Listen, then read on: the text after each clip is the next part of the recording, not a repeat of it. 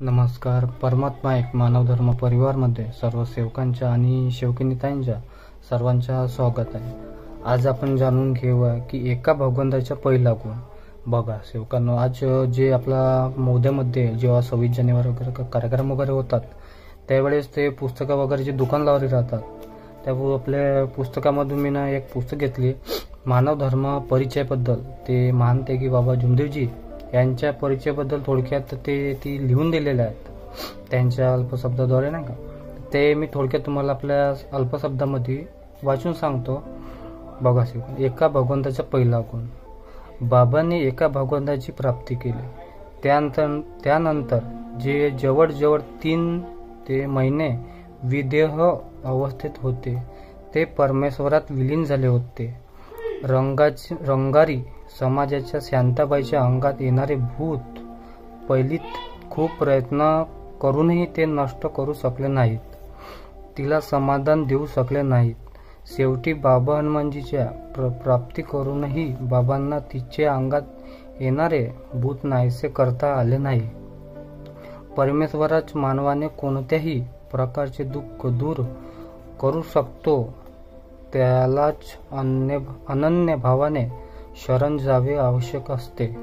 हे लक्षात घेऊन त्या बाईने परमेश्वर पूर्णपणे समाधान देण्याकरता बाबा हनुमानजी जवळ पुन्हा प्रतिज्ञा केली की यापुढे मी जीवनात कोणत्याही देवाला दैवत मानणार नाही.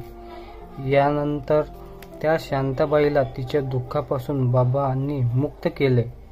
त्यानंतर बाबांनी ते दुःख दूर करणाऱ्या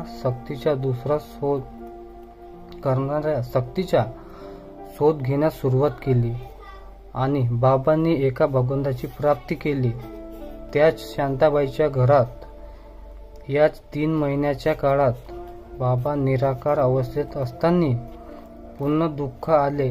एके दिवशी या बाईच्या सासू बाबांच्या घरी रडत आली. रडत आपले दुःख घेऊन आली. बाबा घरी नसल्यामुळे ती बाबांच्या कनिष्ठ बंधू श्री मारुतराव यांच्याकडे गेली आणि रडत बसली. त्यावेळेस बाबा हे त्यांचे ज्येष्ठ बंधू बाळकृष्णजी यांच्या घरी बसले होते. तिला रडताना पाहून मारुतरावांचे मन गळविले. ते बाबांना हे सांगायला गेले आणि त्यांनी बाबांना विनंती केली की बाबा, एक औरत रोते हुई आई है, बहुत रो रही है, लगता है बहुत बड़े संकट में फंसी है, आप चलिए. तेव्हा ताकि उसकी छाव पर हम पर ना पडे. कारण बाबा निराकार अवस्थेत असताना परमेश्वरांना त्यांनी अशी जागृती दिली होती की सेवक पर किसी भी औरत की छाव ना पडे, वरना वो जिंदा नहीं रहेगा. त्याचप्रमाणे मारुतरावांनी त्या बाईला बाजूला उभे केले. बाबा घरी आले आणि आपल्याला आसनावर बसले. बाबा घरी आल्यावर त्यांनी त्या बाईला विचारले की कहो बाई, आप कैसी हो, कैसी आई, क्यों रो रही हो. तेव्हा त्या बाईने विनंती केली की बाबा, आप जान लो मैं क्यों रो रही हो, आप बाबा हो. बाबा काहीच बोलले नाहीत. यावेळेस बाबा निराकार अवस्थेतच होते. ते परमेश्वरावर विलीन झाले होते.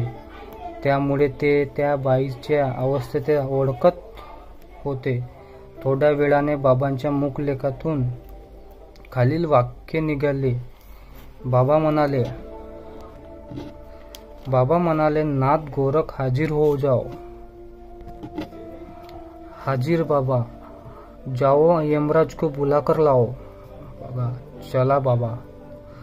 त्यानंतर 10 मिनिट ते स्तंभ राहिले. त्यानंतर ते पुन्हा म्हणाले, यमराज आ गए है. बाबा, हाँ बाबा, मैं आ गया. देखो यमराज, उस बच्चे के गले में फांसा डाला है, उसे निकालो, नहीं तो तेरे साथ यमपुरी उल्टी कर दूंगा. नहीं बाबा, मैं अभी उसे बच्चे के गले का फांसा निकालता हूँ. नहीं तो तुम पहले जाओ उसे निकालो, तू बेईमान है। नहीं बाबा, आप मेरे साथ मेरी यमपुरी उल्टी कर दोगे। मुझ पर विश्वास कीजिए बाबा, मैं अभी फांसा निकालता हूँ। तुम अभी जाओ और उसका फांसा जल्दी निकालो। चला बाबा। त्यानंतर बाबा थोड्या वेळ थांबले। सगळीकडे शांतता पसरली होती। काही वेळाने बाबा त्या बाईला म्हणाले, बाई, तुम्हारा बच्चा उठकर बैठा है, उसे भी ले जाओ। त्या बाईने रडणे थांबवले। तिने ते बाबांना नमस्कार केला आणि हसत हसत घरी गेले। आणि आश्चर्य हे की खरोखरच त्या शांताबाईचा मुलगा उठून बसला होता। तिला खूप समाधान वाटले। ती बाई त्या मुलाला नातवाला घेऊन बाबांकडे आली। तिने बाबांचे दुरूनच दर्शन घेतले। अशा प्रकारचे एका परमेश्वराच्या त्या मुलाला मृत्यूच्या धाडेतून बाहेर काढले। हा पहिलाच अनुभव या एका परमेश्वराच्या प्रथम त्या घरातच दिला। याप्रमाणे बाबांनी केवळ पीडित आणि दुःखी लोकांचे दूर करण्यासाठी एका भगवंताची प्राप्ती केली।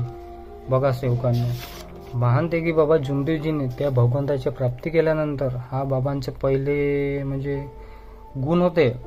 एका भगवंताची एवढी परीक्षा म्हणजे कसे त्या बाईच्या मुलाच्या अंगामध्ये काहीतरी होते।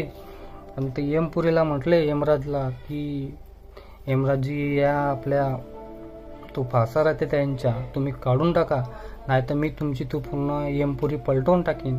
अशा प्रकारे त्या बाबांनी म्हटले। ते यमराजनी म्हटले की आपले जे यमपुरीचे आहेत, बाबा तुम्हावर पूर्ण विश्वास आहे की तुम्ही नको या, मी काढून टाकेन। बरोबर का? अशा प्रकारचे आणखी व्हिडिओ बघायचे असतील तर सर्व त्या चॅनलला लाईक करा, शेअर करा आणि सबस्क्राईब करा। ज्याने नकळत कोणती माझ्याकडून चूक झाली असेल क्षमा मागतो। आणि जास्तीत जास्त चॅनलला लाईक करा, शेअर करा आणि सबस्क्राईब करा। सर्वांना माझे नमस्कार।